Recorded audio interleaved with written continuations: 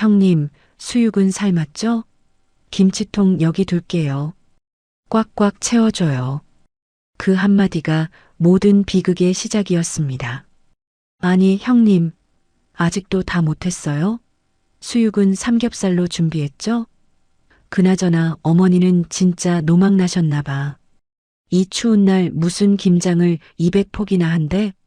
풀 메이크업에 명품 코트를 입은 두 동서는 땀범벅이 된 형님 앞에 뻔뻔하게 빈 김치통만 내밀었습니다. 그 순간 부엌 문이 쾅 하고 열리며 시어머니 박여사가 걸어 나왔습니다. 손에는 펄펄 끓는 수육 냄비가 들려 있었습니다. 이런 썩을 것들, 일하지 않은 자는 먹지도 말라 했다. 으악, 뜨거워. 어머니 미쳤어. 그날 마당에는 고소한 수육 냄새 대신 매콤한 복수의 향기가 진동했습니다. 김치통과 함께 아들 며느리의 뻔뻔한 가면까지 박살낸 시어머니의 통쾌한 참교육. 오늘의 사연 시작 전 구독, 좋아요와 함께 어디서 듣고 계신지 댓글로 남겨주세요. 반갑게 인사드리고 싶어요. 사연 시작합니다. 영하 15도의 칼바람이 뼛속까지 파고드는 12월의 어느 혹한기였습니다. 마당 한 구석에는 소금에 절여져 숨이 죽은 배추 200포기가 거대한 산처럼 쌓여 있어 보는 것만으로도 사람의 기를 질리게 만들었습니다. 김영심이 꽁꽁 언 손을 입김으로 호호 불어가며 배추 포기를 힘겹게 들어 올렸습니다. 두꺼운 고무장갑을 꼈지만 살을 저미는 냉기는 막을 길이 없어 손가락 마디마디가 끊어질 듯 아려왔습니다. 김영심이 허리에 감은 낡은 복대를 습관적으로 고쳐매며 신음 섞인 혼잣말을 내뱉었습니다. 아이고 허리야. 이제 겨우 반도 못했는데 해가 지네. 큰일이다 정말. 김영심이 터진 손등을 문지르며 어둑해지는 하늘을 근심스럽게 올려다보았습니다.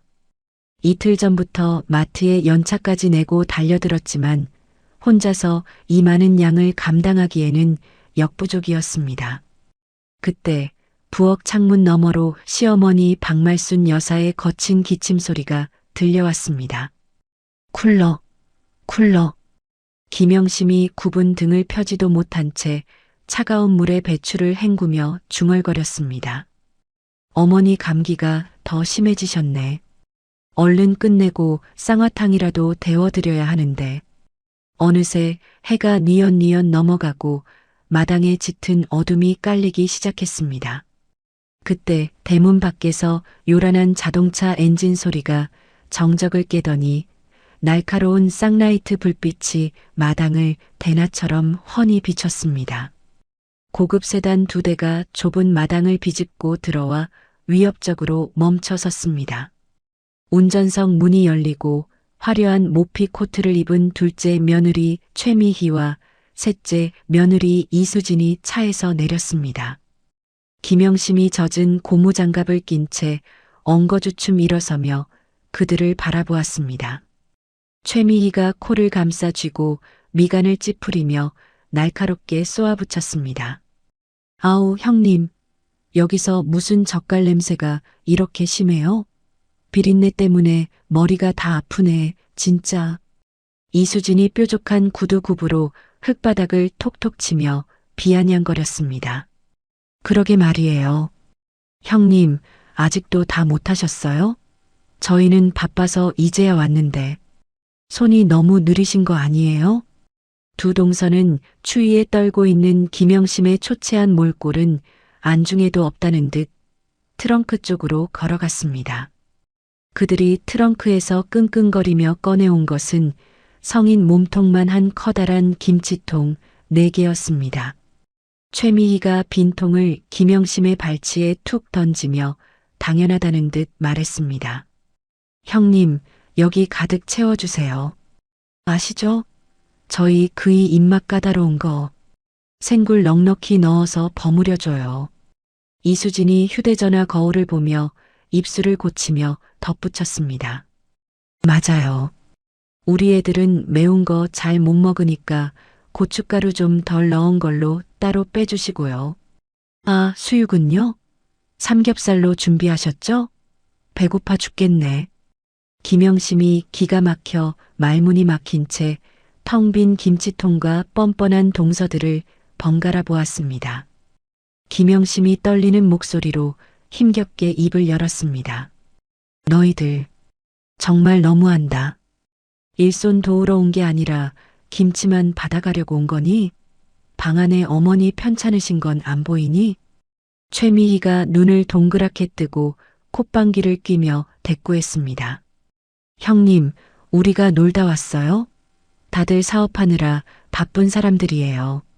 형님처럼 마트 캐셔나 하는 사람이랑 시간이 같은 줄 아세요? 그 순간 부엌 문이 쾅 하고 열리더니 박말순 여사가 밖으로 뛰쳐나왔습니다. 박말순 여사의 양손에는 펄펄 끓고 있는 거대한 수육 냄비가 들려 있었습니다. 박말순 여사가 성큼성큼 걸어 나오자 김이 모락모락 피어오르는 냄비 위로 살기 등등한 눈빛이 도깨비 불처럼 번뜩였습니다. 최미희와 이수진이 흠칫 놀라 뒷걸음질 치며 비명을 질렀습니다. 엄마야, 어머니, 뜨거워요. 그거 내려놓고 말씀하세요.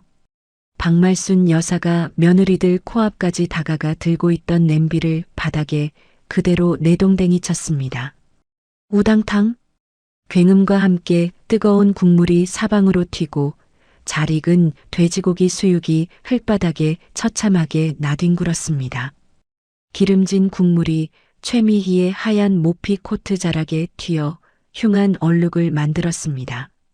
최미희가 펄쩍 뛰며 옷을 털어내고 악을 썼습니다. 아, 이게 얼마짜리 옷인데. 어머니 진짜 노망나셨어요? 미쳤어, 정말. 이수진이 박말순 여사를 쏘아보며 소리 질렀습니다. 아니 고기를 왜 땅바닥에 버려요? 아까워 죽겠네. 치매 검사 좀 받아보셔야겠어요. 진짜. 박말순 여사가 바닥에 굴러다니는 빈 김치통을 발로 뻥 차버리며 호통을 쳤습니다. 주둥이 닥쳐라. 일하지 않은 자는 먹지도 말라 했다. 너희 같은 날강도년들한테 줄 김치는 배추 꼬투리 하나도 없다. 박말순 여사의 서슬 퍼런 고함에 마당에 찬 공기마저 얼어붙는 듯 했습니다. 김영심이 놀라서 시어머니의 팔을 잡으며 말렸습니다. 어머니, 제발 진정하세요. 이러다 쓰러지시겠어요. 박말순 여사가 김영심의 손을 뿌리치고 옆에 놓여있던 거대한 빨간 고무 대야로 다가갔습니다. 그 안에는 갓 버무려 놓은 붉은 김치 양념이 가득 담겨 있었습니다. 박말순 여사가 안간힘을 다해 양념 대야를 번쩍 들어 올리더니 두 며느리를 향해 거침없이 쏟아부었습니다. 철퍼덕, 묵직한 소리와 함께 붉은 고춧가루 양념이 최미희와 이수진의 머리 위로 폭포수처럼 쏟아져 내렸습니다. 야, 내 눈, 내 얼굴, 으악, 어머니, 미쳤어. 진짜 미쳤어. 순식간에 붉은 범벅이 된 두 며느리가 제자리에서 방방 뛰며 괴성을 질렀습니다. 명품 옷과 공들여 화장한 얼굴이 시뻘건 양념으로 뒤덮여 눈, 코, 입조차 구분할 수 없는 몰골이 되었습니다. 박말순 여사가 마루 밑에 있던 굵은 소금 바가지를 집어들어 그들에게 촥 뿌리며 소리쳤습니다. 에이 퇴, 재수 없다. 내 집에서 당장 썩 꺼져라. 오늘부로 내 며느리는 영심이 하나뿐이다. 다시는 내 눈앞에 얼씬도 하지 마라. 최미희가 눈에 들어간 양념을 닦아내려 허우적거리며 악을 썼습니다. 두고 봐요. 이 꼴을 하고 가만히 있을 줄 알아요? 동네방네 소문내서 얼굴도 못 들고 다니게 할 거야. 이수진이 더듬거리며 차 문을 찾으며 울먹였습니다. 형님, 형님이 시킨 거죠?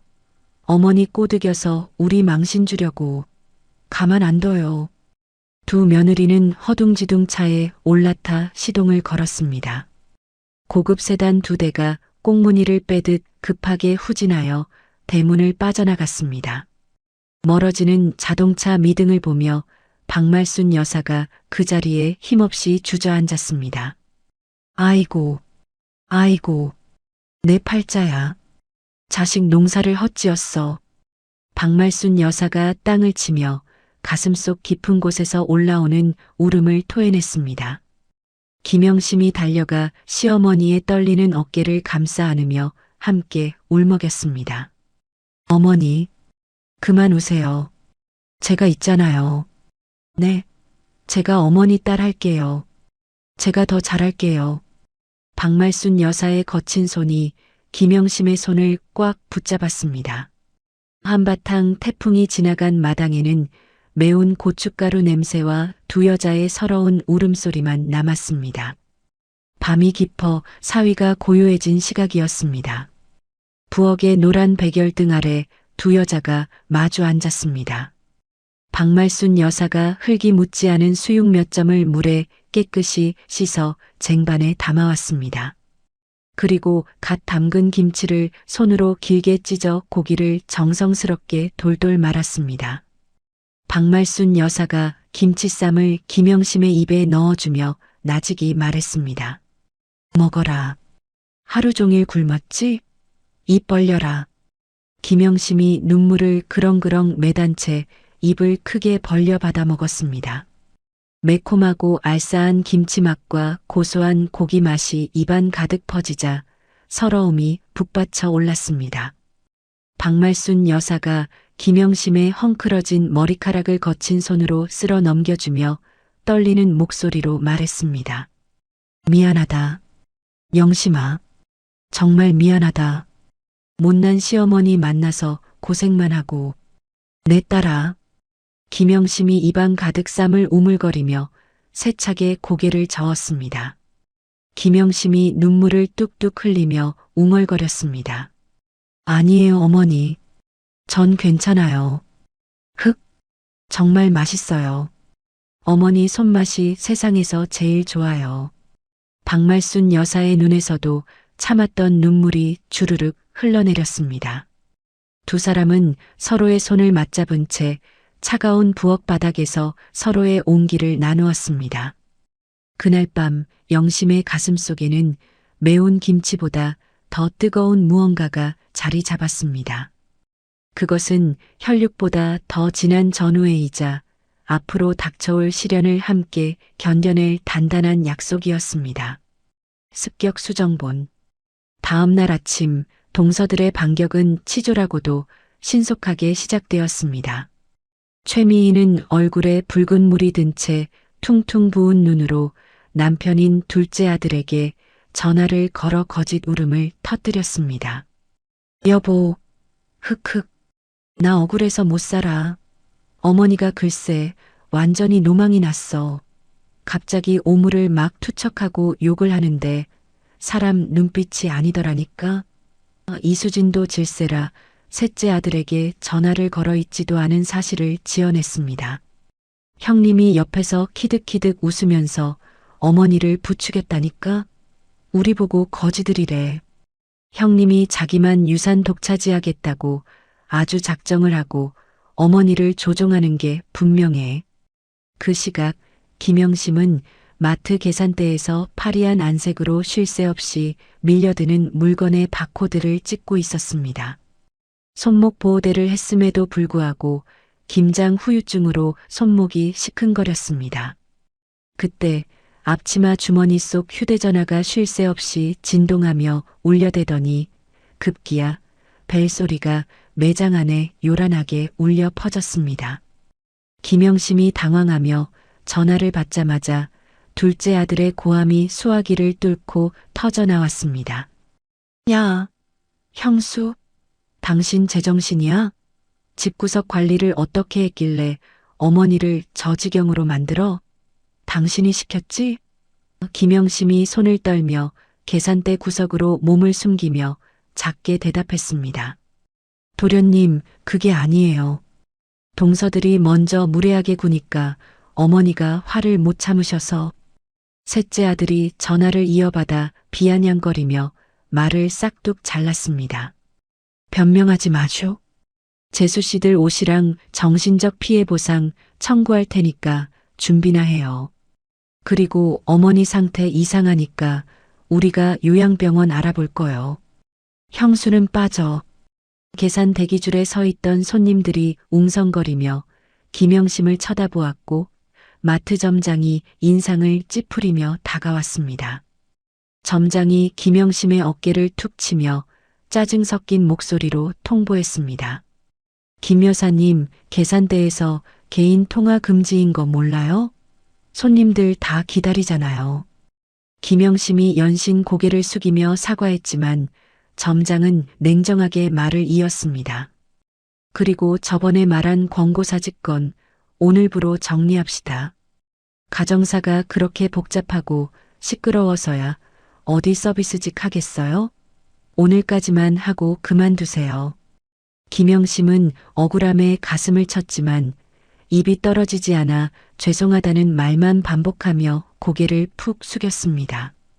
생계가 막막해졌다는 두려움보다 당장 아픈 시어머니 약값은 어떻게 해야 할지 눈앞이 캄캄해졌습니다. 그날 오후 해직 통보를 받고 터덜터덜 집으로 돌아온 김영심은 방에 누워 앓고 있는 박말순 여사의 머리맡에 앉았습니다.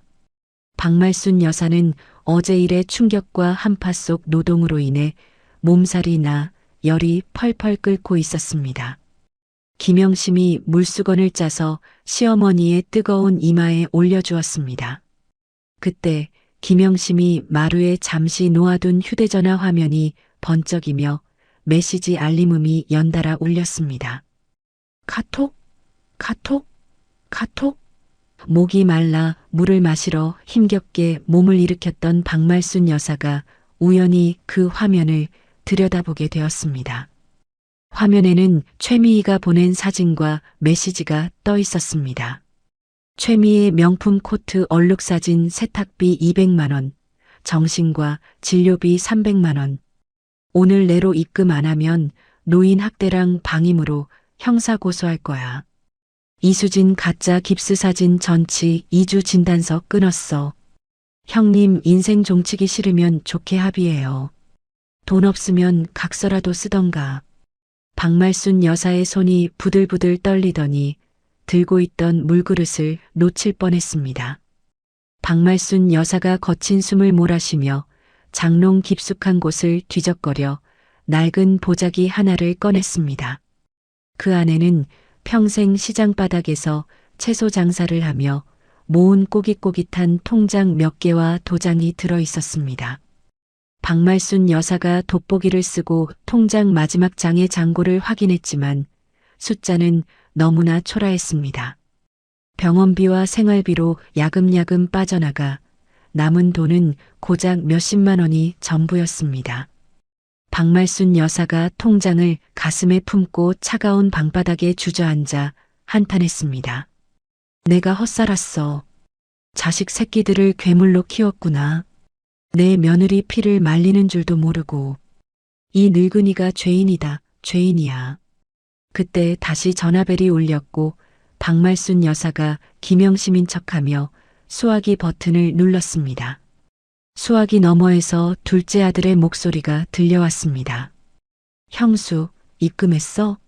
안 그래도 내 빚 때문에 죽겠는데 어머니 집이라도 빨리 팔아야 할 거 아니야.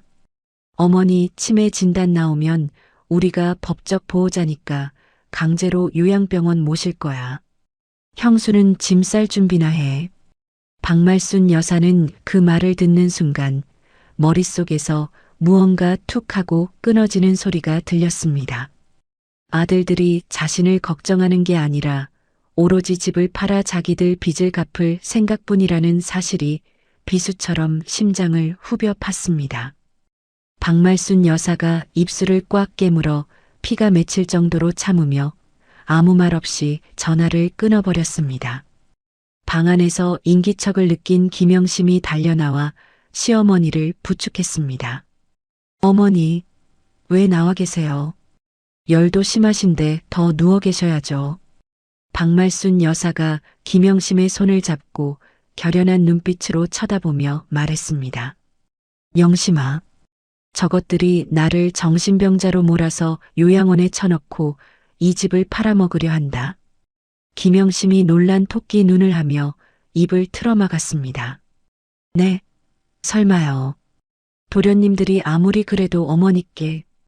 박말순 여사가 고개를 저으며 차갑게 식은 목소리로 말했습니다. 아니, 그러고도 남을 놈들이다. 내 귀로 똑똑히 들었다. 영심아, 너 저것들한테 답장 보내라. 김영심이 떨리는 손으로 휴대전화를 집어들었습니다.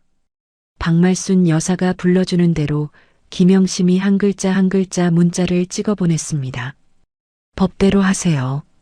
단돈 10원 한 장도 줄 수 없습니다. 그리고 어머니는 정신 멀쩡하시니 허튼 수작 부릴 생각 마세요. 문자가 전송되자마자 둘째와 셋째 며느리에게서 입에 담지 못할 욕설이 담긴 답장이 폭주했습니다. 잠시 후 셋째 아들에게서 전화가 걸려왔지만 김영심은 받지 않았습니다. 그러자 문자가 도착했습니다. 좋게 말로 할 때 문 열어라. 지금 가고 있으니까. 해질녘 대문 밖에서 쿵쿵거리는 소리와 함께 고함이 들려왔습니다. 문 열어. 안에 있는 거 다 알아. 당장 나와. 김영심이 창문 틈으로 밖을 내다보니 둘째 아들과 셋째 아들이 씩씩거리며 대문을 발로 차고 있었습니다. 김영심이 두려움에 떨며 대문의 빗장을 한 번 더 단단히 걸어 잠갔습니다. 어머니, 도련님들이 진짜 왔어요. 어떡하죠? 경찰을 부를까요? 박말순 여사가 지팡이를 짚고 일어나며 매섭게 쏘아붙였습니다. 경찰은 무슨 집안 망신이다. 겁먹지 마라. 내 집이다. 저놈들은 더 이상 내 자식이 아니다. 박말순 여사가 안방 문갑에서 돌아가신 남편이 생전에 쓰던 묵직한 야구 방망이를 꺼내 들었습니다. 오늘 누구 하나 죽어나가야 끝날 모양이다. 대문 밖에서는 아들들이 담을 넘을 기세로 날뛰며 대문을 흔들어댔고 낡은 대문은 위태롭게 덜컹거렸습니다. 집 안에는 금방이라도 터질 것 같은 폭풍 전야의 긴장감이 감돌았습니다. 김영심은 야구 방망이를 쥔 시어머니의 등 뒤에 서서 다가올 싸움이 결코 쉽지 않을 것임을 직감했습니다. 하지만 더 이상 물러설 곳은 없었습니다. 김영심이 주먹을 꽉 쥐며 입술을 앙다물었습니다. 그래, 어머니는 내가 지킨다. 누구도 어머니를 건드리지 못하게 할 거야. 그녀의 눈빛이 전에 없이 단단하게 빛나기 시작했습니다. 검은 그림자와 낯선 방문자 수정본. 며칠 후 스산했던 겨울바람이 잠시 잦아들고 희미한 오후 햇살이 마당에 내리쬐고 있었습니다. 김영심이 마당 한 구석에 흩어진 배추 시래기를 주워 담으며 욱신거리는 허리를 폈습니다. 그때 굳게 잠가둔 대문에 디지털 도어락이 띠띠띠띠하며 경쾌한 전자음을 냈습니다. 김영심이 화들짝 놀라 빗자루를 꽉 쥐며 대문 쪽을 노려보았습니다. 가족 외에는 비밀번호를 아는 사람이 없었기에 등골이 서늘해졌습니다. 누구세요? 비밀번호를 어떻게 알았어요? 철컥 소리와 함께 문이 열리고 번들거리는 은색 양복을 입은 중년 남자가 능글맞은 웃음을 흘리며 마당으로 들어섰습니다. 부동산 개발업자 김 실장이 구두 뒤축을 꺾어 신은 채 남의 집 마당을 제 집 안방처럼 휘저으며 말했습니다. 아이고, 여기가 그 알박기 집이구만. 터가 아주 기가 막히네. 아드님이 비밀번호 알려줘서 들어왔수다. 김영심이 빗자루를 치켜들며 김 실장의 앞을 가로막았습니다. 누가 남의 집에 함부로 들어와요? 아들이 알려줬건 뭐건 주인이 허락 안 했으니 당장 나가요. 경찰 부를 거예요. 김 실장이 코웃음을 치며 품에서 줄자를 꺼내 들고 제멋대로 마당 길이를 재기 시작했습니다. 아줌마가 여기 며느리요? 말기 좀 알아먹게 생겼네. 어차피 여기 싹 다 밀리고 아파트 들어설 거니까 좋게 말할 때 협조해요. 아드님들이 계약금은 이미 땡겼었는데 잔금 치르려면 측량을 해야 할 거 아니요. 김영심이 그제야 사태를 파악하고 안색이 하얗게 질렸습니다. 도련님들이 어머니 몰래 집을 담보로 사채를 쓴 것도 모자라 아예 집을 팔아넘기려 계약금까지 받았다는 사실에 손발이 부들부들 떨렸습니다. 김영심이 죽기 살기로 김 실장의 팔을 잡아 끌며 대문 밖으로 떠밀었습니다. 누가 팔아요? 이 집은 어머니 목숨이에요. 남의 가정 파탄 내지 말고 당장 꺼져요. 김 실장이 김영심의 예상치 못한 악력에 밀려 뒷걸음질 치다 대문 밖으로 쫓겨났습니다. 김 실장이 대문 틈으로 침을 퇴뱉으며 어딘가로 전화를 걸었습니다. 예, 사장님. 여기 며느리가 보통 내기가 아니네요. 아주 악을 쓰고 덤비는데 직접 와서 해결하셔야겠습니다. 김영심은 다시 대문을 걸어 잠그고 주저앉아 가슴을 쓸어내렸습니다. 방 안에서 이 소란을 모두 듣고 있던 박말순 여사는 이불을 머리끝까지 뒤집어 쓴 채 소리 없는 오열을 삼켰습니다.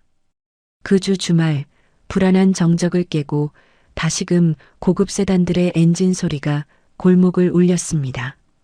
인터폰 화면에 둘째 아들과 셋째 아들 내외의 모습이 잡히자 김영심의 심장이 쿵쾅거리기 시작했습니다. 김영심은 직감적으로 오늘이 결판을 내는 날임을 깨달았습니다. 그녀는 떨리는 손으로 주머니에 있던 휴대전화를 꺼내 동영상 촬영 모드를 켰습니다. 그리고 거실 전체가 잘 보이는 장식장 위 가족사진 액자 틈새에 휴대전화를 교묘하게 숨겨두었습니다. 무슨 일이 생기면 증거라도 남겨야 해. 김영심이 심호흡을 하고 도어락 잠금을 해제하자 아들 내외가 들이닥쳤습니다. 둘째 며느리 최미희와 셋째 며느리 이수진이 손에 큼지막한 과일 바구니를 들고 거실로 들어왔습니다.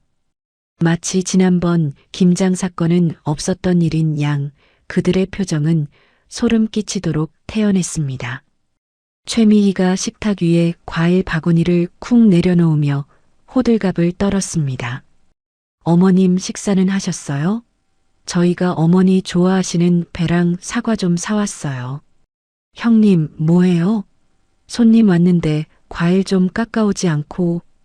이수진이 소파에 앉아 다리를 꼬며 집안을 훑어보았습니다. 집이 너무 낡았다. 외풍도 심하고 곰팡이 냄새도 나는 것 같고.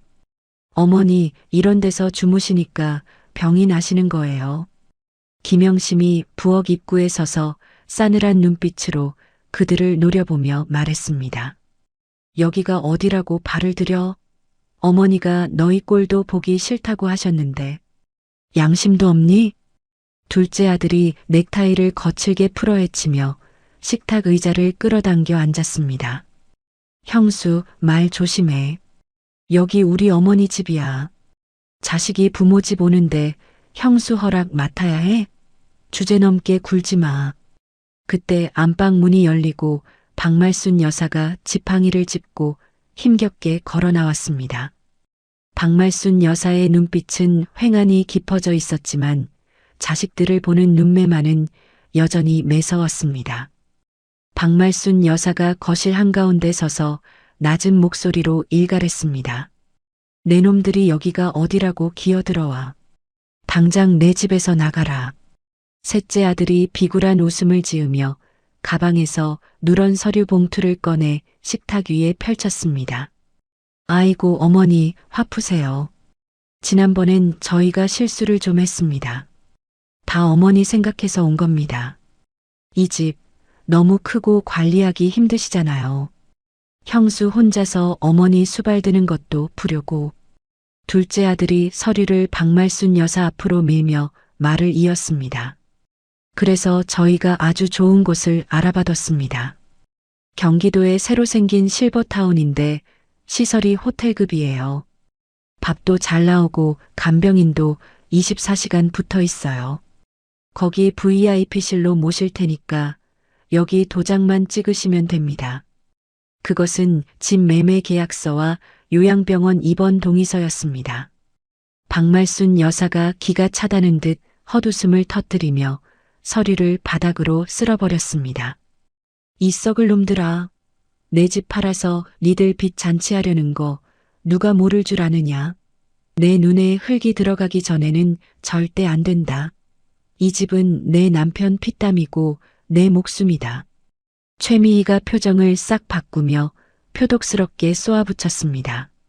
어머니, 고집 좀 그만 부리세요. 빚쟁이들이 하루가 멀다 하고 회사로 찾아오는데 자식들 죽는 꼴 보고 싶으세요?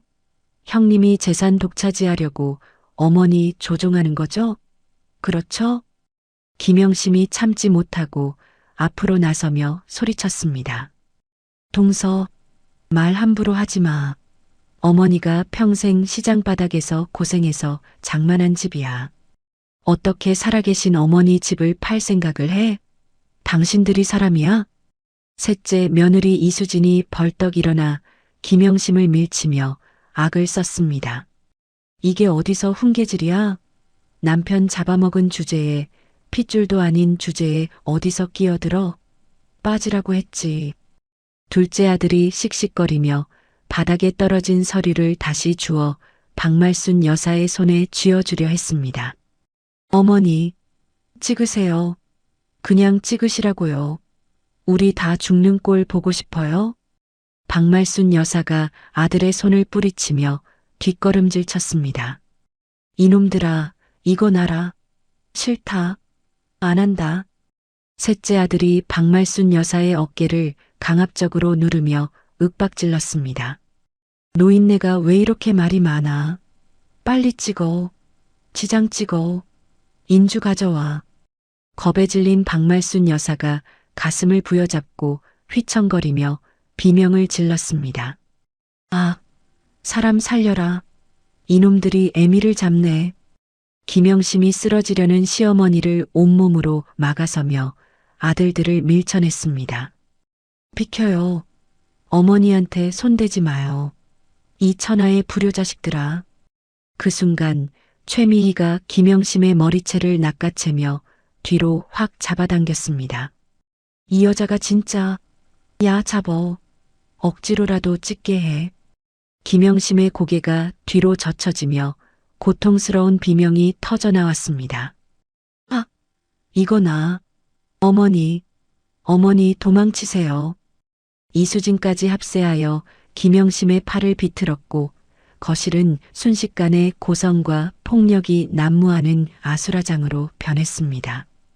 와장창, 집안의 화분들이 깨지고 식탁 위의 과일들이 바닥을 뒹굴며 지시겨졌습니다.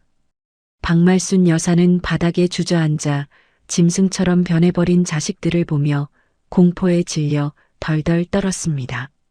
둘째 아들이 어머니의 엄지손가락에 억지로 붉은 인주를 묻히며 종이를 들이밀었습니다.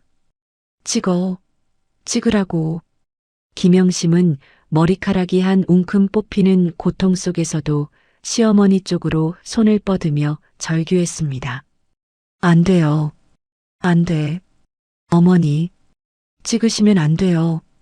깨진 화분 조각에 김영심의 발등이 찢겨 붉은 피가 배어 나왔지만 그녀는 아랑곳하지 않고 시어머니를 향해 기어가려 발버둥 쳤습니다. 절망적인 상황 속에서 장식장 위에 숨겨진 김영심의 휴대전화 카메라는 이 참혹한 폐륜의 현장을 조용히 그리고 빠짐없이 기록하고 있었습니다. 박말순 여사와 김영심의 눈이 마주쳤습니다. 두 여자의 눈빛은 공포와 슬픔, 그리고 세상에 대한 원망으로 가득 차 있었습니다. 닫힌 대문 안의 비극은 절정으로 치닫고 있었고 그들을 구해줄 사람은 아무도 없어 보였습니다. 수정본. 거실 바닥에는 깨진 화분 흙이 검게 흩뿌려져 있고 김영심의 비명과 며느리들의 악다구니가 뒤엉켜 아비규환이 따로 없었습니다.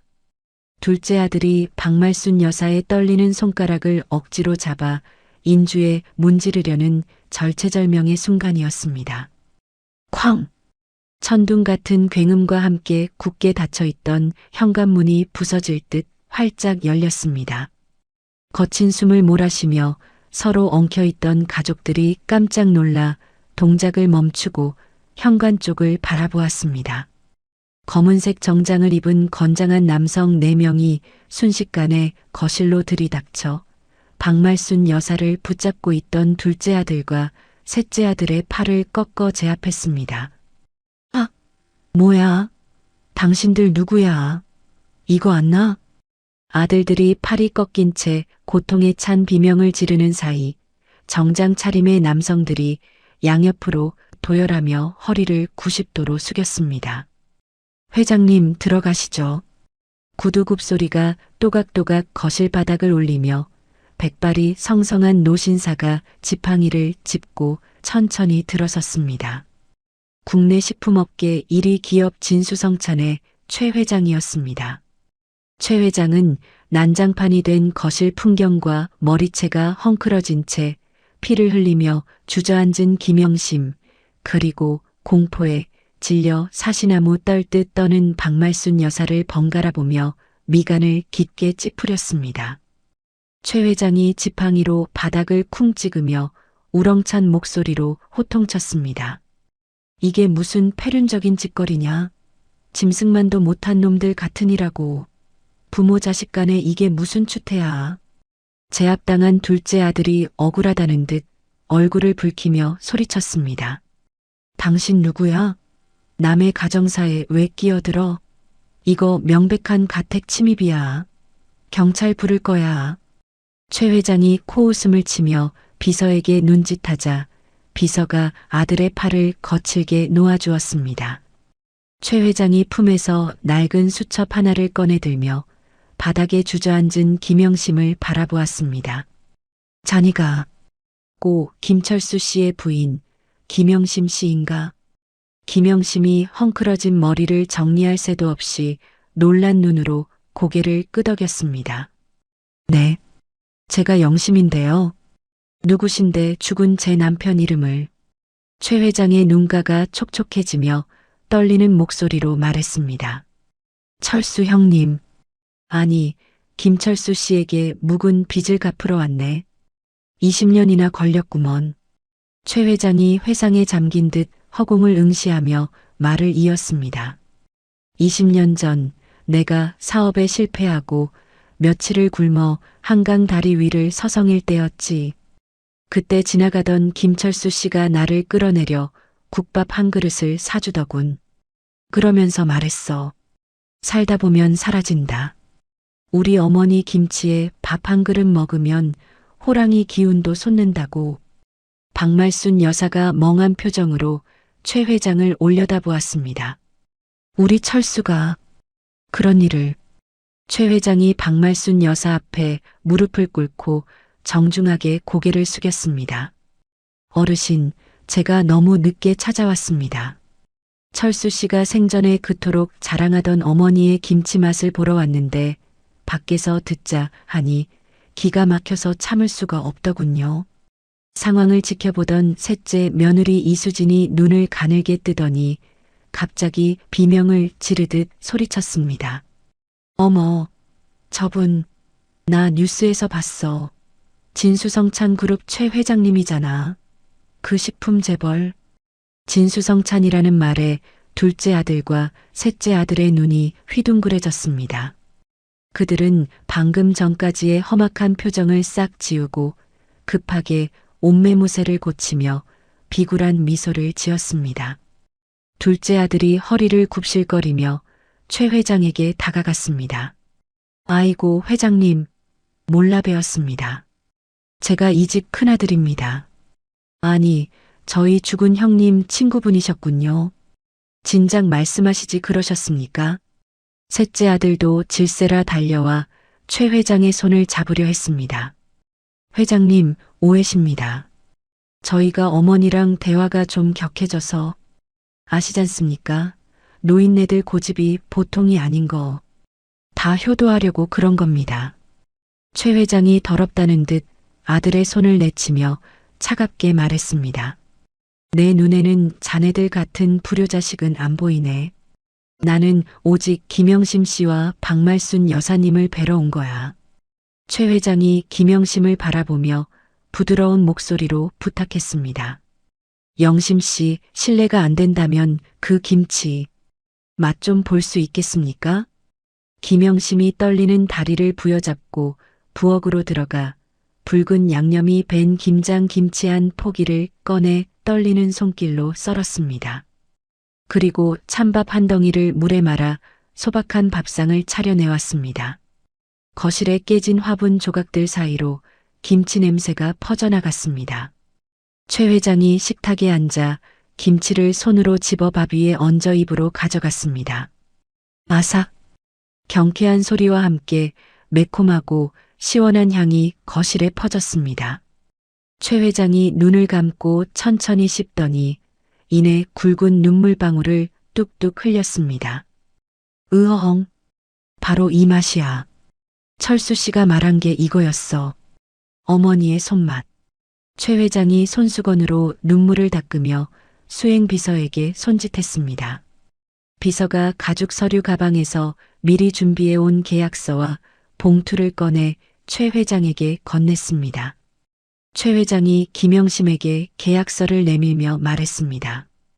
영심 씨, 이 김치 레시피를 우리 진수성찬의 프리미엄 브랜드로 런칭하고 싶습니다. 박여산의 김치라는 이름으로 말입니다.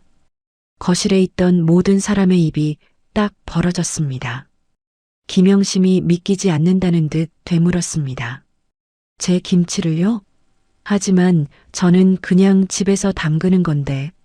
최 회장이 고개를 저으며 단호하게 말했습니다. 아닙니다. 이건 기술입니다. 문화유산이고요. 여기 계약금과 기술 이전료 명목으로 준비한 1차 계약금입니다. 최 회장이 봉투에서 자기 압수표 한 장을 꺼내 김영심의 손에 쥐어주었습니다. 김영심이 수표를 확인하고는 눈을 의심하며 입을 다물지 못했습니다. 그곳에는 0이 셀 수 없이 많이 찍힌 숫자가 선명하게 인쇄되어 있었습니다. 주말이라 은행 이체가 불가능할 것을 대비해 최 회장이 미리 준비해 온 거액의 수표였습니다. 그 액수를 곁눈질로 확인한 둘째 며느리 최미희의 눈이 탐욕으로 번들거렸습니다. 최미희가 김영심의 팔짱을 끼며 콧소리를 내며 아양을 떨었습니다. 어머 형님, 대박이다. 역시 우리 형님 솜씨 내가 알아봤다니까? 그 돈으로 우리 빚 좀 갚고 다 같이 잘 살면 되겠다. 그치? 우리 가족이잖아. 이수진도 박말순 여사의 어깨를 주무르며 아른 채 했습니다. 어머니, 보셨죠? 이제 부자 되셨네. 아까 그 요양원 계약서는 없던 걸로 해요. 네, 저희가 더 잘 모실게요. 박말순 여사가 지팡이를 들어 식탁을 쾅 내리치며 고함을 질렀습니다. 이 벼락 맞을 것들아. 썩 물러나지 못해. 박말순 여사의 서슬 퍼런 기세에 며느리들이 깜짝 놀라 뒤로 물러났습니다. 박말순 여사가 최 회장을 향해 고개를 숙이며 말했습니다. 회장님, 정말 감사합니다. 죽은 내 아들이 보낸 귀인이십니다. 이 계약하겠습니다. 그리고는 아들 내외를 향해 손가락질하며 쩌렁쩌렁한 목소리로 외쳤습니다. 똑똑히 들었냐? 이 돈은 내 며느리 영심이 돈이다. 너희들한테 줄 돈은 10원 한 장 없다. 경찰 부르기 전에 당장 내 집에서 나가라. 최 회장의 경호원들이 위협적으로 앞으로 나서며 덩치를 과시하자 아들 내외는 똥 씹은 표정으로 뒷걸음질 쳤습니다. 둘째 아들이 문을 나서며 김영심을 향해 도끼 어린 눈빛을 보냈습니다. 두고 봐. 그 돈 혼자 다 처먹나 보자고. 가만 안 둬. 아들 내외가 쫓겨나고 최 회장 일행도 정중히 인사를 나누고 돌아갔습니다. 다시 고요해진 거실, 난장판이 된 바닥 한가운데 김영심과 박말순 여사만 남았습니다. 장식장 위에 숨겨두었던 김영심의 휴대전화는 여전히 빨간 녹화 불빛을 깜빡이고 있었습니다. 김영심이 수표가 든 봉투를 가슴에 품고 털썩 주저앉았습니다. 어머니, 이게 꿈은 아니죠? 철수 씨가 우리 살리려고. 김영심의 눈에서 하염없이 눈물이 쏟아졌습니다. 박말순 여사가 김영심에게 다가와 상처투성이가 된 그녀를 힘껏 끌어안았습니다. 그래, 내 아들이 제 마누라랑 애미 죽지 말라고 하늘에서 도운 게야. 영심아, 고생했다. 이제 살았다. 이제 살았어. 두 여자는 서로를 부둥켜 안고 엉엉 소리내어 울었습니다. 그것은 서러움의 눈물이 아니라 지옥 같은 현실에서 벗어났다는 안도와 죽은 남편에 대한 그리움이 뒤섞인 뜨거운 눈물이었습니다. 창밖에는 어느새 짙은 어둠이 깔려 있었지만 두 여자의 마음속에는 기나긴 겨울밤이 지나고 희미한 서광이 비치고 있었습니다. 수정본. 일주일이 지난 후 춥고 황량했던 박말순 여사의 집에는 난생 처음 따스한 봄 기운이 감돌고 있었습니다.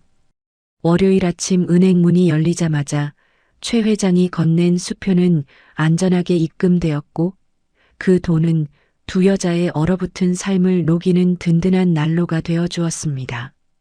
거실 TV 뉴스에서는 진수성찬의 신제품 박여산의 김치가 출시되자마자 예약 판매 매진 행렬을 이어가고 있다는 소식이 보도되었습니다. 화면 속에서 김영심이 수줍게 웃으며 배추를 버무리는 자료 화면이 나오자 박말순 여사는 TV 브라운관을 어루만지며 아이처럼 기뻐했습니다. 어느 정도 기력을 회복한 박말순 여사가 비장한 표정으로 김영심을 불렀습니다. 영심아, 오늘 저녁에 그놈들 오라고 해라. 그리고 김 변호사님께도 시간 맞춰 와달라고 부탁드리고. 김영심이 걱정스러운 눈빛으로 물었습니다.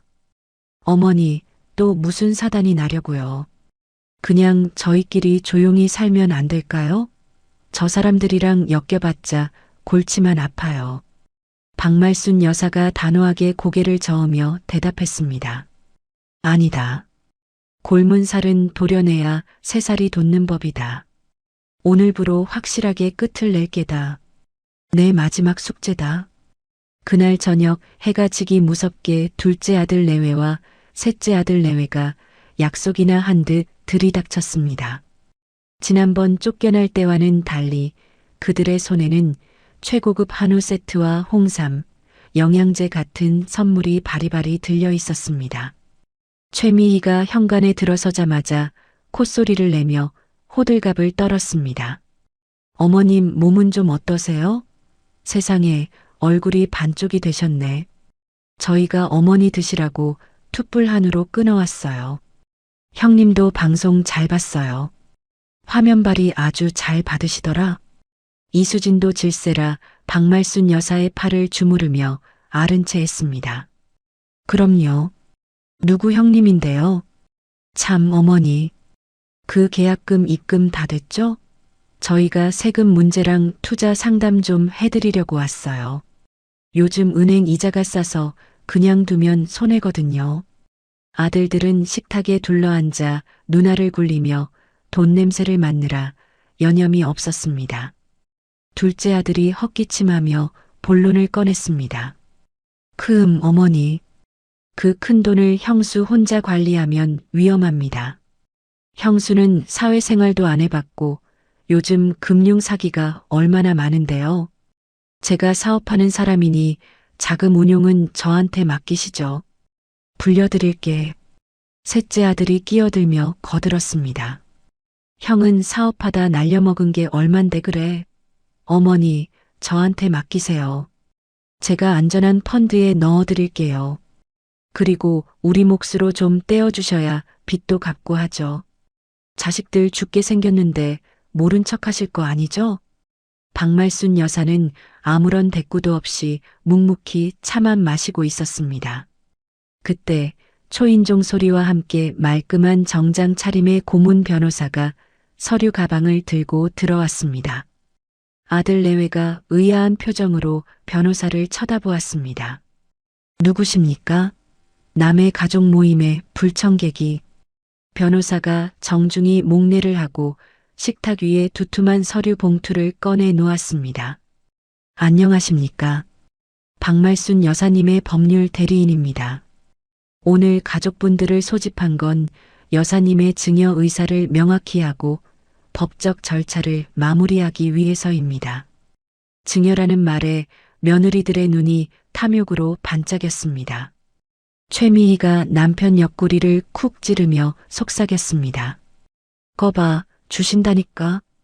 오늘 한몫 단단히 챙겨야 해. 못해도 10억은 불러. 박말순 여사가 변호사에게 눈짓하자 변호사가 서류 봉투에서 계약서 한 부를 꺼내 아들들 앞에 펼쳐 보였습니다. 문서의 제목은 부동산 및 현금 포괄적 사전 증여 계약서였습니다. 둘째 아들이 침을 꼴깍 삼키며 내용을 읽어내려가다 갑자기 눈을 부릅뜨고 소리쳤습니다. 뭐야? 수증자가. 김영심? 전부 다 김영심이라고? 거실에 찬물을 끼얹은 듯 정적이 흘렀습니다. 이수진이 계약서를 낚아채 확인하더니 꽥 비명을 질렀습니다. 말도 안 돼. 이 집이랑 땅 그리고 이번에 받은 수십억 계약금까지 몽땅 형님한테 준다고요? 어머니 노망 나셨어요?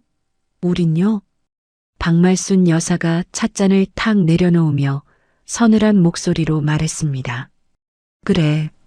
내 전 재산은 오늘부로 영심이 것이다.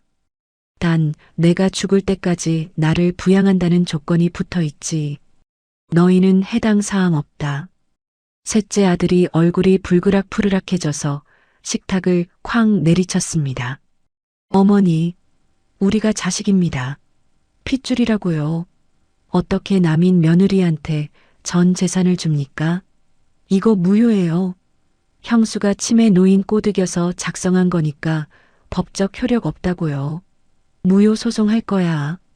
최미희가 김영심을 쏘아보며 독서를 퍼부었습니다. 형님, 진짜 무서운 사람이네. 뒤에서 무슨 짓을 했길래 어머니를 이렇게 홀려? 여우 같은 년, 이 도둑년아. 당장 토해내. 아수라장이 된 분위기 속에서 변호사가 안경을 고쳤으며 차분하게 입을 열었습니다. 진정하십시오. 박 여사님은 대학병원에서 정신감정을 마치셨고 의사소통 능력과 판단력에 전혀 문제가 없다는 전문의 소견서를 받아두었습니다. 이 증여계약은 완벽하게 합법적입니다. 둘째 아들이 씩씩거리며 삿대질을 해댔습니다. 웃기지 마. 유류분 반환 청구 소송할 거야. 자식한테도 법적으로 보장된 몫이 있다고. 내 목 내놔. 법대로 해. 변호사가 가방에서 태블릿 PC를 꺼내며 싸늘하게 웃었습니다. 법대로요? 좋습니다. 그럼 우리도 법적 증거를 제시하죠. 변호사가 태블릿 화면을 켜자 며칠 전 아들 내외가 난동을 부리던 영상이 재생되었습니다. 화면 속에는 최미희가 김영심의 머리채를 잡고 흔드는 모습, 아들들이 박말순 여사를 위협하며 억지로 지장을 찍게 하려는 패륜적인 현장이 고스란히 담겨 있었습니다. 김영심이 지난번 위기 상황에서 장식장 위에 숨겨두었던 휴대전화가 결정적인 역할을 한 것이었습니다. 이건 언제? 최미희가 사색이 되어 입을 틀어막았습니다. 변호사가 영상을 멈추고 서류 뭉치를 식탁 위에 던지듯 펼쳤습니다. 김영심의 찢어진 발등 사진, 멍든 팔 사진, 그리고 박말순 여사의 전치 진단서였습니다. 특수폭행, 존속 협박, 가택 침입, 그리고 강요죄까지. 형사 고소장입니다. 김영심 씨가 촬영해둔 이 영상이 아주 결정적인 증거가 되겠더군요. 아들 내외의 얼굴이 하얗게 질려 입을 뻐끔거렸습니다. 변호사가 쐐기를 박듯 말을 이었습니다. 유류분 소송 거시면 저희는 형사소송과 함께 민사상 손해배상 청구 들어갑니다. 계산해 보니 여러분이 받을 유류분보다 감옥에서 살아야 할 형량과 물어내야 할 합의금이 훨씬 더 크겠더군요. 선택하시죠.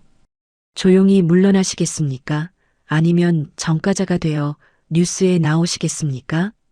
셋째 아들이 다리에 힘이 풀려 의자에 주저앉았습니다. 아니, 변호사 양반. 그게 무슨... 최미희가 부들부들 떨며 박말순 여사를 바라보았습니다. 어머니, 정말 이러실 거예요? 하나뿐인 아들, 며느리 감옥 보내시겠다는 거예요? 박말순 여사가 자리에서 일어나 지팡이로 현관을 가리켰습니다. 너희들이 내 며느리 머리채 잡고 피보게 했을 때 이미 내 자식 아니었다. 변호사님 말씀 들었지? 콩밥 먹기 싫으면 당장 내 눈앞에서 꺼져라. 그리고 2번 다시는 얼씬도 하지 마라.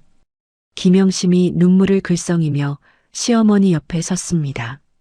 항상 당하기만 했던 김영심도 이번만큼은 물러서지 않고 단호한 눈빛으로 동서들을 노려보았습니다.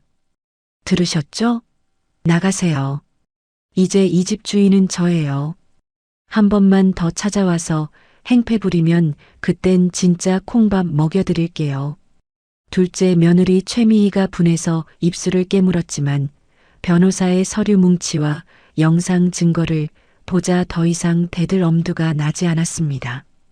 결국 아들 내외는 가져왔던 한우 세트를 챙길 정신도 없이 꽁무니를 빼고 도망치듯 현관을 빠져나갔습니다. 두고 봐. 가만 안 둘 거야. 대문 밖에서 들려오는 패배자의 비명 섞인 고함이 멀어져 갔습니다. 불청객들이 사라지고 집안에는 다시 평화가 찾아왔습니다.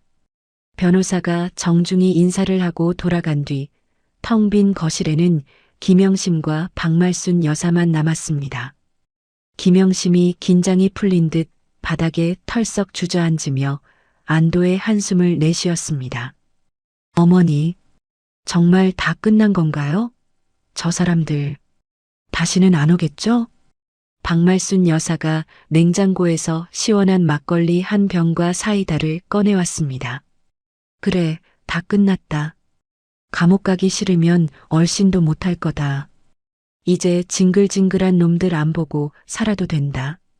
박말순 여사가 양은 대접에 막걸리를 콸콸 붓고 사이다를 섞어 김영심에게 건넸습니다. 바꿔라. 오늘이야말로 진짜 잔칫날이다. 우리 며느리 속 시원하게 들이켜라. 김영심이 두 손으로 대접을 받으며 울다가 웃다가 했습니다. 어머니, 저 진짜 어머니 딸 된 거 맞죠? 박말순 여사가 김영심의 잔에 자신의 잔을 쨍하고 부딪히며 호탕하게 웃었습니다. 무슨 섭섭한 소리냐? 너는 처음부터 내 큰딸이었다.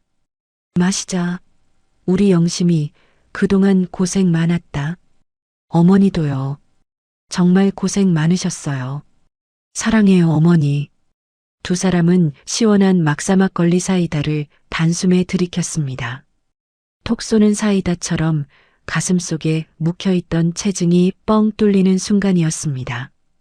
창밖에는 휘영청 밝은 달이 두 여자의 행복한 얼굴을 비추고 있었고 박말순 여사의 주름진 얼굴에는 오랜만에 편안한 미소가 피어올랐습니다. 이보다 더 완벽한 승리는 없었습니다. 수정본.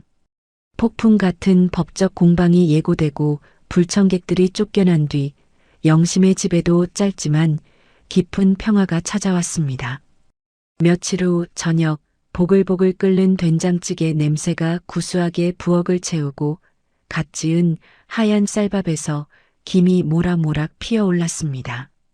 김영심이 뚝배기를 식탁에 내려놓으며 환하게 웃었습니다. 어머니, 식사하세요. 오늘은 시장에서 싱싱한 냉이가 나왔길래 듬뿍 넣고 끓였어요. 박말순 여사가 식탁 의자를 당겨 앉으며 흐뭇한 미소를 지었습니다. 그래, 냄새가 아주 기가 막히구나. 이제 돈 걱정 없이 사니 냉이 향도 더 좋게 느껴지는구나. 박말순 여사가 국물을 한 숟가락 떠서 입으로 가져갔습니다. 호로록. 뜨끈한 국물을 넘기던 박말순 여사의 표정이 순간 굳어졌습니다. 미간에 깊은 주름이 잡히더니 잡고 있던 숟가락이 손에서 힘없이 미끄러져 바닥으로 떨어졌습니다. 챙그랑. 날카로운 금소금이 정적을 깨뜨렸습니다. 김영심이 깜짝 놀라 밥공기를 내려놓고 자리에서 벌떡 일어났습니다. 어머니, 왜 그러세요? 어디 편찮으세요? 박말순 여사가 양손으로 머리를 감싸주며 고통스러운 신음소리를 내뱉었습니다. 으윽, 머리가 깨질 것 같아. 영심아. 박말순 여사의 몸이 중심을 잃고 의자 옆으로 스르르 무너져 내렸습니다. 김영심이 비명을 지르며 쓰러지는 시어머니를 받아 안았습니다. 어머니 정신 차리세요. 저 영심이에요. 어머니. 박말순 여사의 입가가 파르르 떨리더니 이내 축 늘어졌고 초점 없는 눈동자가 허공을 향해 돌아갔습니다. 김영심이 덜덜 떨리는 손으로 휴대전화를 집어들어 119 버튼을 눌렀습니다. 여보세요. 살려주세요. 시어머니가 갑자기 쓰러지셨어요. 의식이 없어요. 빨리요. 요란한 사이렌 소리와 함께 구급차가 어둠을 가르며 대학병원을 향해 질주했습니다. 구급차 안에서 김영심은 산소 마스크를 쓴 박말순 여사의 차가운 손을 비비며 울부짖었습니다. 어머니, 안 돼요. 이렇게 가시면 안 돼요. 이제 겨우 살만해졌는데 호강도 못 시켜드렸는데. 응급실에 도착하자마자 의료진들이 달려들어 이동식 침대를 밀고 처치실로 사라졌습니다. 김영심은 닫힌 문 앞에 주저앉아 하염없이 흐르는 눈물을 닦을 생각도 못한 채 기도를 올렸습니다. 제발 살려만 주세요. 하나님 제발이요. 한참 뒤 수술복을 입은 신경외과 전문의가 심각한 표정으로 걸어 나왔습니다. 김영심이 의사의 가운 자락을 붙잡고 매달렸습니다. 선생님, 어머니는요? 괜찮으신 거죠? 그냥 빈혈 같은 거죠? 의사가 곤란한 듯 한숨을 내쉬며 고개를 가로저었습니다. 마음의 준비를 하셔야겠습니다. 급성 뇌출혈인데 출혈량이 너무 많고 뇌간 쪽이라 수술이 불가능합니다. 김영심의 다리에 힘이 풀려 바닥으로 무너져 내렸습니다. 거짓말. 선생님 거짓말이죠? 방금 전까지 저랑 밥 드셨는데. 돈은 얼마든지 드릴게요. 제발 살려주세요. 의사가 김영심을 부축하며 안타까운 목소리로 말했습니다. 죄송합니다. 지금으로서는 중환자실에서 바이탈을 유지하며 경과를 지켜보는 것밖에는 방법이 없습니다. 오늘 밤을 넘기기 힘드실 수도 있습니다. 청천벽력 같은 선고에 김영심은 가슴을 치며 통곡했습니다. 지옥 같은 시집살이를 견디고 이제야 겨우 숨통이 트였는데 신은 왜 이토록 가혹한 시련을 주는지 이해할 수 없었습니다. 잠시 후 복도 끝에서 구두굽 소리가 요란하게 울리더니 아들 내외가 들이닥쳤습니다. 김영심의 연락을 받고 달려온 그들의 얼굴에는 어머니에 대한 걱정보다는 탐욕스러운 조바심과 계산적인 눈빛만이 가득했습니다. 둘째 아들이 숨을 헐떡이며 김영심에게 다가와 다짜고짜 물었습니다. 형수, 어머니 어떻게 됐어? 돌아가신 거야? 김영심이 충혈된 눈으로 그를 올려다보며 힘없이 대답했습니다. 중환자실에 계셔요. 오늘 밤이 고비라고. 그 말을 듣자마자 셋째 아들이 묘한 안도의 한숨을 내쉬더니 자기들끼리 쑥덕거리기 시작했습니다. 야, 다행이다. 아직 숨은 붙어 있네. 형, 증여 등기 넘어갔어? 확인해 봤어? 둘째 아들이 휴대전화로 대법원 등기소 앱을 조회해 보더니 인상을 팍 썼습니다. 아직 처리 중이야. 등기 완료되려면 며칠 걸리는데 그 전에 돌아가시면 이거 무효 소송 걸 수 있어. 증여가 완료되기 전에 사망하면 상속 재산으로 잡혀서 우리가 유류분 주장하기 훨씬 쉬워진다고. 최미희가 김영심의 어깨를 툭 치며 뻔뻔하게 손을 내밀었습니다. 형님, 어머니 지갑이랑 통장 어디 있어요? 병원비 정산하려면 비밀번호 알아야 하니까 빨리 내놔요. 나중에 딴 주머니 찰 생각하지 말고. 이수진도 거들며 비아냥거렸습니다. 맞아요. 어차피 등기 넘어가기 전에 돌아가시면 법적으로 우리도 권리 있어요. 형님 혼자 다 먹을 생각 마요. 산소호흡기에 의지의 사경을 헤매는 어머니를 벽 하나 사이에 두고 법적 허점을 노리며 돈 계산부터 하는 자식들의 모습에 김영심의 머릿속에서 무언가가 툭 하고 끊어졌습니다. 슬픔이 거대한 분노로 바뀌어 김영심의 온몸을 휘감았습니다. 김영심이 벌떡 일어나 최미희의 손을 거칠게 뿌리치며 소리쳤습니다. 너희들이 사람이니 짐승도 제 부모 아프면 슬퍼할 줄 알아. 어머니가 지금 죽느냐 사느냐 하는데 등기 타령이 나와? 둘째 아들이 움찔하며 뒷걸음질 쳤지만 이내 표정을 구기며 대들었습니다. 뭐, 형수가 뭔데 소리를 질러. 우리는 자식으로서 당연한 권리를 찾는 거야. 법적으로 아직 내 어머니 집이라고. 김영심이 악에 받친 목소리로 응급실이 떠나가라 고함을 질렀습니다. 닥쳐. 다들 나가. 꼴도 보기 싫으니까 당장 꺼져. 어머니가 깨어나시면 내가 다 말씀드릴 거야. 너희들이 여기 와서 무슨 짓거리 했는지 토씨 하나 안 빼고 다 말할 거라고. 김영심의 살기 어린 눈빛에 기가 눌린 아들 내외가 쭈뼛거리며 병실 밖으로 밀려났습니다. 셋째 며느리가 투덜거리며 복도로 나가면서 쏘아붙였습니다. 아우, 진짜 무식해서 말이 안 통하네. 나가 있으면 되잖아. 어머니 돌아가시면, 아니 숨 끊어지면 바로 연락이나 해요. 사망 진단서 떼야 하니까. 아들 내외가 복도 의자에 앉아 휴대전화 게임을 하거나 변호사를 알아보느라 전화를 돌리는 사이 김영심은 다시 중환자실 면회 창구 앞에 섰습니다. 유리벽 너머로 수많은 기계장치에 둘러싸인 박말순 여사의 모습이 보였습니다. 김영심이 차가운 유리에 이마를 대고 흐느끼며 속삭였습니다. 어머니, 들리시죠? 제발, 저것들 보란 듯이 일어나셔야죠. 이렇게 가시면 너무 억울하잖아요.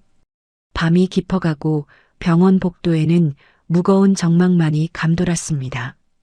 김영심은 뜬 눈으로 밤을 지새우며 시어머니의 바이탈 모니터 화면만 뚫어져라 쳐다보았습니다.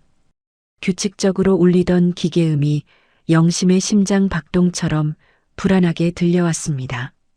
새벽빛이 푸르스름하게 밝아올 무렵이었습니다. 의자에 앉아 쪽잠이 들 뻔했던 김영심이 퍼뜩 정신을 차리고 유리벽 안을 들여다보았습니다. 그때 박말순 여사의 앙상한 손가락이 미세하게 까딱이는 것이 보였습니다. 처음에는 잘못 본 줄 알았지만 이번에는 눈꺼풀이 파르르 떨리는 것이 분명했습니다. 김영심이 화들짝 놀라 인터폰을 잡고 간호사를 호출했습니다. 여기요. 간호사님, 여기 환자가 움직였어요. 눈을 뜨시려고 해요. 의료진들이 급하게 중환자실로 뛰어들어갔습니다. 의사가 박말순 여사의 눈에 펠라이트를 비추고 동공 반사를 확인했습니다. 유리벽 밖에서 초조하게 지켜보던 김영심을 향해 의사가 손짓했습니다. 김영심이 멸균 가운을 걸치고 떨리는 마음으로 중환자실 안으로 들어갔습니다. 의사가 심각한 표정으로 김영심에게 귓속말을 했습니다. 보호자님, 환자분이 기적적으로 의식을 찾으셨습니다. 김영심의 얼굴에 화색이 돌았으나 의사는 고개를 저으며 말을 이었습니다. 하지만 좋아지신 게 아닙니다. 임종 직전에 마지막 에너지를 태워 잠깐 정신이 맑아지는 회광반조 현상입니다. 김영심의 가슴이 철렁 내려앉았습니다. 의사가 시계를 확인하며 나직하게 경고했습니다. 시간이 정말 얼마 없습니다. 길어야 30분, 짧으면 10분입니다. 뇌압이 다시 오르면 영영 의식을 잃게 됩니다. 하실 말씀이 있다면 지금 하셔야 합니다. 마지막 인사를 준비하세요. 김영심이 입을 틀어막고 눈물을 쏟으며 침대 곁으로 다가갔습니다. 박말순 여사가 힘겹게 눈을 뜨고 흐릿한 시선으로 김영심을 찾고 있었습니다. 산소 마스크 속에서 박말순 여사의 입술이 달싹거렸습니다. 김영심이 귀를 가까이 대자 가늘고 쉰 목소리가 들려왔습니다. 심아. 김영심이 시어머니의 손을 뺨에 비비며 울먹였습니다. 네, 어머니. 저 여기 있어요. 알아보시겠어요? 박말순 여사가 힘겹게 고개를 끄덕이더니 밖에서 어슬렁거리는 아들들의 그림자가 비치는 문 쪽을 향해 눈동자를 굴렸습니다. 그 눈빛은 꺼져가는 생명을 태워 무언가를 간절히 그리고 강력하게 남기려는 듯 이글거리고 있었습니다. 김영심은 직감했습니다. 아직 등기가 넘어가지 않았다는 아들들의 대화를 어머니가 영혼으로라도 들었음을, 그리고 이것이 어머니가 세상에 남길 마지막 쐐기라는 것을. 김영심이 눈물을 닦고 결연한 표정으로 고개를 끄덕였습니다. 알겠어요, 어머니. 제가 다 알아들었어요. 잠깐만, 아주 잠깐만 기다리세요. 김영심이 중환자실 밖으로 뛰쳐나가며 주머니 속에 휴대전화를 꺼내 들었습니다. 그녀의 손가락이 급하게 김 변호사의 번호를 찾고 있었습니다. 마지막 유언 수정본. 김영심이 복도 구석으로 달려가 떨리는 손으로 통화 버튼을 눌렀습니다. 신호음이 몇 번 가기도 전에 고문 변호사의 차분하지만 긴장된 목소리가 들려왔습니다. 네, 김 대표님. 상황이 어떻습니까? 김영심이 울음을 삼키며 다급하게 속삭였습니다. 변호사님, 어머니가 의식이 돌아오셨어요. 그런데 의사 선생님이 시간이 정말 얼마 없대요. 10분, 길어야 20분이래요. 유언을 남기셔야 할 것 같아요. 혹시 지금 어디세요? 변호사가 다급하게 대답했습니다. 예상하고 있었습니다. 혹시 몰라 병원 앞 카페에서 대기 중이었습니다. 지금 바로 응급실로 뛰어가겠습니다. 3분이면 도착합니다. 제가 도착할 때까지 절대로 무슨 일이 있어도 아드님들이 여사님을 독대하게 두시면 안 됩니다. 억지로라도 막으세요. 아시겠죠? 전화를 끊은 김영심이 다시 중환자실 앞으로 돌아왔을 때 아들 내외는 자판기 커피를 마시며 히히덕거리고 있었습니다. 둘째 아들이 김영심을 힐끔 보며 비아냥거렸습니다. 형수, 누구랑 그렇게 비밀 통화를 해? 꿀쳐놓은 돈이라도 있어? 표정이 왜 그래? 어머니 가셨어? 김영심은 대꾸할 가치도 없다는 듯 입을 꾹 다물고 병실 문 앞을 단단히 막아섰습니다. 잠시 후 엘리베이터 문이 열리고 고문 변호사가 땀을 뻘뻘 흘리며 복도를 달려왔습니다. 변호사의 손에는 서류 가방과 전문 녹음 장비가 들려 있었습니다. 셋째 아들이 변호사를 알아보고 눈을 동그랗게 뜨며 앞을 가로막았습니다. 아니, 변호사 양반, 당신이 이 새벽에 여기 왜 와? 설마 어머니 돌아가셨어? 변호사가 거친 숨을 몰아쉬며 아들을 매몰차게 밀어내고 차갑게 말했습니다. 비키십시오. 박말순 여사님의 긴급 호출입니다. 임종 직전 유언을 집행해야 합니다. 유언이라는 단어에 아들 내외의 눈빛이 탐욕스럽게 번들거렸습니다. 최미희가 남편의 팔을 잡아 끌며 흥분해서 속삭였습니다. 여보, 기회야. 어머니 마음 돌리실 수도 있잖아. 죽기 전에 자식 찾는 게 부모 마음이야. 빨리 들어가자. 아들 내외가 우르르 병실 안으로 밀고 들어오려 하자 의료진이 제지하려 했으나 변호사가 손을 들어 말렸습니다. 들어오게 두십시오. 증인이 필요합니다. 단 소란을 피우거나 환자를 위협하면 즉시 퇴실 조치하고 유언 방해죄로 고소하겠습니다. 중환자실의 차가운 공기 속에 생명 유지 장치의 기계음만이 규칙적으로 울려 퍼지고 있었습니다. 비. 박말순 여사는 침대 헤드에 기대어 거칠고 힘겹게 숨을 몰아쉬고 있었습니다. 초점 없던 눈동자가 아들 내외가 들어오자 순간적으로 마지막 생명의 불꽃을 태우듯 매섭게 빛났습니다. 아들들이 어머니의 그런 강렬한 눈빛을 보고 흠칫 놀라 침대 발치에 엉거주춤 섰습니다. 둘째 아들이 짐짓 슬픈 표정을 지어 보이며 무릎을 꿇었습니다. 어머니, 흑흑, 저 왔어요. 둘째예요. 저 알아보시겠어요? 제가 잘못했어요. 셋째 아들도 질세라 달려들어 침대 난간을 잡고 울먹이는 척 연기를 시작했습니다. 어머니, 이렇게 가시면 안 되죠. 저희한테 한마디라도 해주셔야죠. 사랑한다고 해주세요. 박말순 여사가 산소 마스크 너머로 가르랑거리는 숨소리를 내며 손을 들어 올려 그들을 밀어내려 했습니다. 김영심이 얼른 다가가 시어머니의 등 뒤에 베개를 받쳐주며 귀에 대고 말했습니다. 어머니, 변호사님 오셨어요. 하고 싶은 말씀 다 하세요. 제가 옆에 있을게요. 변호사가 침대 옆으로 다가가 고성능 녹음기를 켜고 박말순 여사의 입가에 갖다 대었습니다.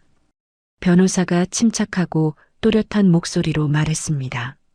박말순님, 지금부터 하시는 말씀은 민법에 의거하여 법적 효력을 갖는 유언이 됩니다. 말씀하시기 힘드시겠지만 성함과 오늘 날짜를 말씀해 주십시오. 박말순 여사가 마른 입술을 떼며 쥐어짜듯 목소리를 내었습니다. 내 이름은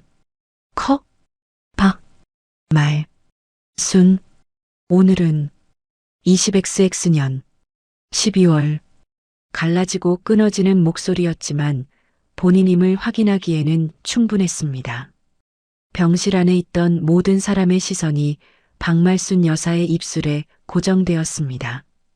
박말순 여사가 숨을 크게 들이쉬더니 젖먹던 힘을 다해 눈을 부릅뜨고 아들들을 노려보았습니다. 잘 들어라. 내 장례식. 상주는 둘째 아들이 침을 꿀꺽 삼키며 귀를 기울였습니다. 관례상 장남인 자신이 상주가 될 것이라 믿어 의심치 않았고 상주가 되어야 조의금이라도 챙길 수 있었기 때문입니다. 박말순 여사가 김영심의 손을 으스러지도록 꽉 잡으며 한 글자 한 글자 피를 토하듯 내뱉었습니다. 내 상주는 며느리 김영심 단 한 사람이다. 병실 안에 찬물을 끼얹은 듯한 정적이 흘렀습니다. 아들들이 귀를 의심하며 서로의 얼굴을 쳐다보았습니다. 셋째 아들이 벌떡 일어나 소리쳤습니다. 어머니, 그게 무슨 말씀이세요? 아들들이 멀쩡히 살아있는데 며느리가 상주라니요. 말도 안 돼요. 정신이 오락가락 하시는 거죠? 변호사가 셋째 아들을 제지하며 엄하게 경고했습니다. 조용히 하십시오. 녹음 중입니다. 한 번만 더 끼어들면 내보냅니다. 박말순 여사가 아들의 고함에도 아랑곳하지 않고 말을 이었습니다. 호흡이 점점 가빠지고 있었지만 의지는 확고했습니다. 너희 같은 불효자식들에게는 유류분은커녕 국화꽃 한 송이도 아깝다. 박말순 여사의 목소리가 분노로 인해 점점 떨렸습니다. 내 모든 재산은 이미 공증한 대로 영심이에게 준다. 너희들은 내 장례식에 손님으로도 오지 마라. 내 영정 사진 앞에서 절도하지 마라. 너희는 내 자식이 아니다. 그것은 단순한 유언이 아니라 자식들과의 천륜을 끊어버리는 서슬퍼런 저주와도 같았습니다.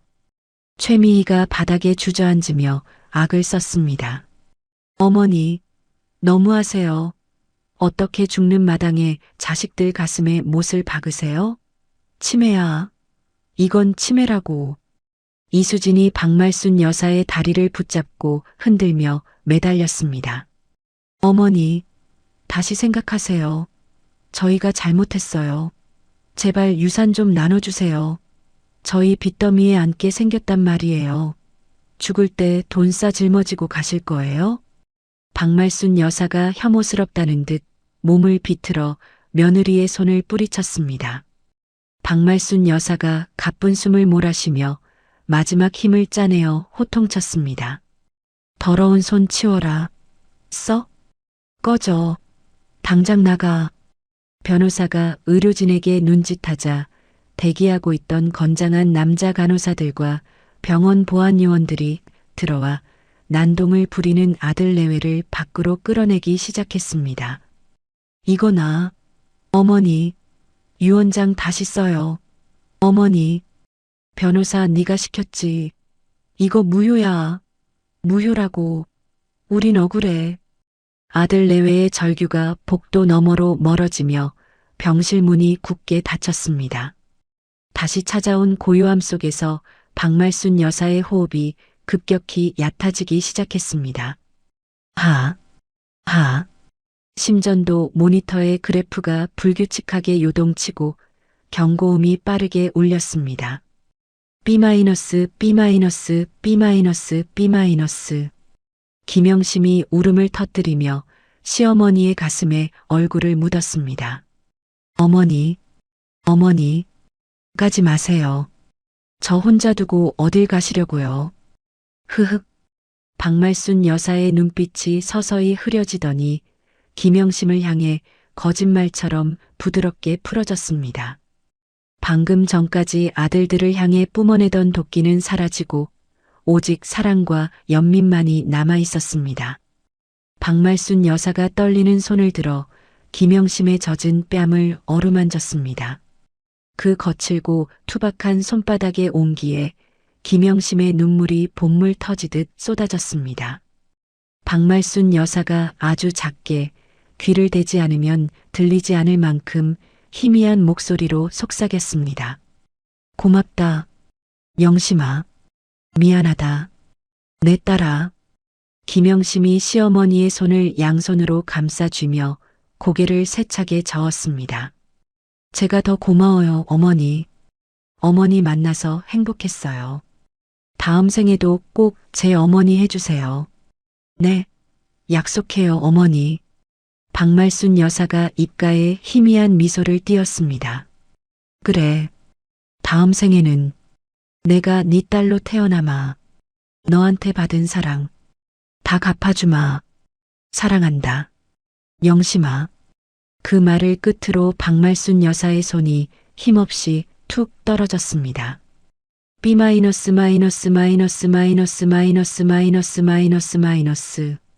심전도 모니터에서 길고 날카로운 기계음이 울려 퍼지며 파란색 직선이 화면을 가로질렀습니다. 의사가 시계를 확인하고 차분하지만 침통한 목소리로 선언했습니다. 20XX 년 12월 XX1 오전 6시 30분 박말순 환자분 운명하셨습니다. 김영심이 시어머니의 식어가는 몸을 끌어안고 병실이 떠나가라 통곡했습니다. 어머니, 눈 좀 뜨세요. 아침 드셔야죠. 제가 맛있는 거 해드릴게요. 어머니. 김영심의 처절한 울음소리가 새벽의 병원 복도를 가득 채웠습니다. 유리벽 밖에서 상황을 지켜보던 아들 내외는 멍하니 서서 굳게 닫힌 문을 바라보았습니다. 그들의 표정에는 어머니를 잃은 슬픔보다 유산을 한 푼도 건지지 못했다는 허망함과 앞으로 닥쳐올 빚독촉에 대한 공포만이 서려 있었습니다. 변호사가 녹음기를 품에 안고 나오며 아들들을 향해 싸늘한 눈빛을 보냈습니다. 유언은 완벽하게 녹음되었습니다. 고인의 명확한 의사가 담겨 있으니 법적 효력은 확실합니다. 장례 절차는 고인의 뜻대로 김영심 님이 상주가 되어 진행하겠습니다. 여러분은 이 시간부로 상주 자격이 박탈되었습니다. 돌아가십시오. 둘째 아들이 다리에 힘이 풀려 바닥에 털썩 주저앉았습니다. 망했다. 진짜 망했다. 창밖으로 붉은 아침 해가 떠오르고 있었지만 그들의 세상은 이제 막 캄캄한 어둠 속으로 빠져들고 있었습니다.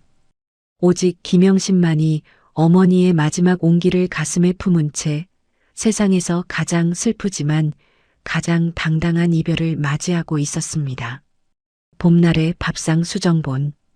장례식장은 무거운 침묵 속에 하얀 국화 향기만 가득했습니다. 영정사진 속 박말순 여사는 고생이라곤 모르고 살았던 사람처럼 옅은 미소를 띠고 조문객들을 평온하게 내려다보고 있었습니다. 검은 상복을 입은 김영심이 완장을 차고 홀로 빈소를 지키며 조문객들에게 맞절을 올렸습니다. 보통 남자들이 차는 상주 완장이었지만 그 누구도 이 일을 제기하지 않았습니다. 여느 장례식장과는 다르게 상주 자리에 덩그러니 며느리 한 사람뿐이었지만 김영심의 표정은 그 어느 때보다 단단하고 의연했습니다. 그 시각 장례식장 입구 로비에서는 한바탕 소란이 벌어지고 있었습니다. 건장한 경호원들이 입구를 철통같이 가로막고 서 있었고 상복도 제대로 갖춰 입지 못한 아들 내외가 고래고래 소리를 지르며 난동을 부리고 있었습니다. 둘째 아들이 경호원의 멱살을 잡으려다 제지당하며 악을 썼습니다. 이거 안 나? 내가 상주야. 장남이라고. 내 어머니 장례식인데 왜 아들이 못 들어가게 해? 최미희가 바닥에 주저앉아 대성통곡하며 행패를 부렸습니다. 아이고 어머니, 세상에 이런 법이 어디 있어요. 며느리가 시어머니 죽여놓고 아들들도 못 보게 하네. 여러분, 세상 사람들 이것 좀 보세요. 저 여자가 독사예요. 지나가던 다른 빈소의 조문객들이 혀를 차며 그들을 피해서 들어갔습니다. 경호팀장이 무전기를 끄며 싸늘하게 경고했습니다. 고인의 유언과 법적 대리인의 요청에 따라 귀하들의 출입을 금합니다. 계속 소란 피우시면 업무방해 및 장례 방해죄로 경찰 부르겠습니다. 셋째 아들이 억울하다는 듯 발을 동동 구르며 소리쳤습니다. 유언이고 나발이고 우리가 핏줄이라고 마지막으로 절이라도 하게 해달라고. 그때 빈소 입구 자동문이 열리고 김영심이 천천히 걸어 나왔습니다. 며칠 새 수척해져 눈이 휑했지만 그 눈빛만은 서슬퍼런 박말순 여사를 쏙 빼닮아 있었습니다. 김영심을 본 아들들이 벌떼처럼 달려들려 했지만 경호원들의 벽에 막혔습니다. 김영심이 차가운 눈으로 그들을 내려다보며 나직이 말했습니다. 돌아가세요. 어머니는 당신들 절 받기 싫다고 하셨습니다. 마지막 가시는 길 더 추하게 만들지 말고 꺼지세요. 둘째 며느리 최미희가 도끼 어린 눈으로 쏘아붙였습니다. 형님, 진짜 이럴 거야? 유산 혼자 다 처먹으니까 좋니? 천벌 받을 거야. 당신이 그러고도 사람이야? 김영심이 피식 헛웃음을 지으며 뒤돌아섰습니다. 천벌은 살아계신 부모 등쳐먹고 버린 자식들이 받는 법이죠. 경호원님, 저 사람들 다시는 안 보이게 치워주세요. 닫히는 자동문 뒤로 아들 내외의 비명과 욕설이 들려왔지만 김영심은 다시는 뒤돌아보지 않았습니다. 그것이 그들과의 마지막이었습니다. 사무제를 지내고 텅 빈 집으로 돌아온 날 밤이었습니다. 현관에 들어서자마자 훅 끼쳐오는 냉기에 김영심의 몸이 떨려왔습니다.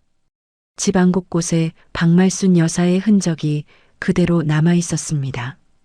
현관 신발장에는 흙 묻은 고무신이, 소파 위에는 돋보기 안경이, 식탁 위에는 마시다 만물컵이 놓여 있었습니다. 김영심은 안방으로 들어가 어머니가 생전에 덮던 이불에 얼굴을 묻고 그제야 참았던 울음을 터뜨렸습니다. 어머니, 어머니. 한참을 울던 김영심의 눈에 화장대 구석에 놓인 낡은 자개 경대가 들어왔습니다. 무언가에 이끌리듯 서랍을 열어보니 겉표지가 다 뜯어진 낡은 대학 노트 한 권이 들어 있었습니다. 김영심이 떨리는 손으로 공책을 펼쳤습니다. 삐뚤빼뚤 맞춤법도 틀린 글씨로 빼곡하게 적힌 것은 요리 레시피들이었습니다. 우리 영심이 좋아하는 겉절이 양념 비율. 액젓은 너무 많이 넣지 마라. 우리 며느리 입맛 없을 때 해줄 된장찌개 비법. 달래는 꼭 마지막에 넣어라. 페이지를 넘길 때마다 김영심의 눈에서 뜨거운 눈물이 뚝뚝 떨어져 잉크를 번지게 했습니다. 마지막 장을 넘기자 꼬깃꼬깃하게 접힌 5만 원권 지폐 10장과 찢어진 달력 뒷장에 쓴 쪽지 하나가 툭 떨어졌습니다. 김영심이 쪽지를 집어들고 소리내어 읽었습니다. 영심아, 나 죽거든 울지 말고 이 돈으로 맛있는 거 사 먹어라. 그동안 고생만 시켜서 미안하다. 사랑한다 내 딸. 평생 시장에서 1,000원, 2,000원 깎아가며 악착같이 모았을 그 돈. 자신을 위해 쓰지 못하고 마지막 순간까지 며느리를 위해 숨겨두었던 그 쌈짓돈을 쥐고 김영심은 방바닥을 구르며 오열했습니다. 어머니, 바보같이 끝까지 제 걱정만 하시고. 흐흑, 보고 싶어요 어머니. 그날 밤 김영심은 어머니의 유품인 낡은 공책을 가슴에 품고 밤새도록 어머니의 이름을 부르다 잠이 들었습니다. 2번의 겨울이 지나고 다시 따뜻한 봄이 찾아왔습니다. 1년 3개월이라는 시간이 흘렀지만 세상은 놀라울 정도로 변해 있었습니다. TV 뉴스 화면 가득 김영심의 환한 미소가 클로즈업 되었습니다. 아나운서가 격양된 목소리로 보도했습니다. 화제의 기업 진수성찬의 프리미엄 브랜드 박 여산의 김치가 해외 수출 1,000만 불을 달성했습니다. 김치 종주국의 자존심을 세운 김영심 대표는 이 모든 공을 고인이 된 시어머니에게 돌렸습니다. 화면 속 김영심은 세련된 정장을 입고 당당한 CEO의 모습으로 인터뷰하고 있었습니다. 이 김치에는 시어머니의 50년 인생과 사랑이 담겨 있습니다. 저는 그저 그 맛을 지키는 며느리일 뿐입니다. 같은 시각 햇빛도 잘 들지 않는 허름한 고시원 쪽방.